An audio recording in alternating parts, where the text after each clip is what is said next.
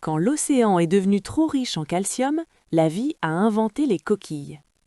Imagine un instant que tu te retrouves plongé dans les océans d'il y a plus d'un demi-milliard d'années. Pas de poissons colorés comme aujourd'hui, pas de récifs coralliens, mais un monde marin en pleine transformation. C'est là que commence l'histoire des carapaces de tortues, des coquillages et des palourdes. À cette époque, très lointaine, la Terre traverse un immense bouleversement géologique. Les continents bougent, les volcans s'activent et surtout, la composition des océans change radicalement. Selon le professeur Sean Brennan et son équipe du Service géologique de Virginie, la quantité de calcium dissous dans l'eau de mer aurait soudainement explosé. On parle d'un taux environ 3 fois plus élevé qu'aujourd'hui. Pour te donner une image simple, imagine que tu verses trop de sel dans une soupe. À un moment, ce n'est plus seulement une question de goût, le sel devient un problème qu'il faut gérer. Pour les organismes marins de l'époque, le calcium jouait un peu ce rôle-là.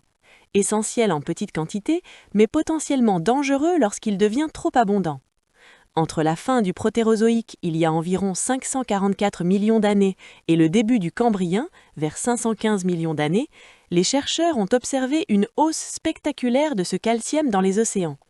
Et cette surabondance aurait déclenché une idée brillante, façonnée par l'évolution, transformer l'excès de calcium en structure solide.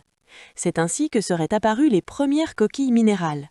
Les mollusques marins auraient commencé à emprisonner le calcium sous forme de coquilles dures, faites de minéraux insolubles. Un peu comme si tu recyclais un déchet toxique pour en faire une armure protectrice. Et cette armure n'avait pas qu'un seul avantage. En plus d'éliminer l'excès de calcium, elle offrait une protection contre les prédateurs.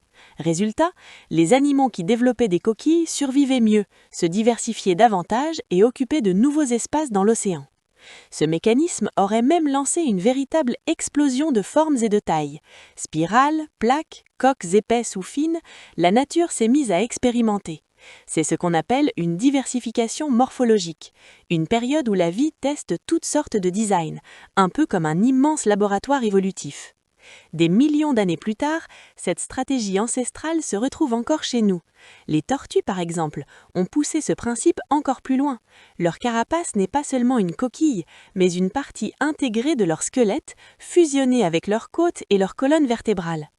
Alors la prochaine fois que tu verras une tortue ou un coquillage sur une plage, pense à cette histoire incroyable. Ce n'est pas juste une coquille, c'est la trace vivante d'un ancien océan saturé de calcium et d'animaux qui ont su transformer un danger en une des plus belles inventions de l'évolution.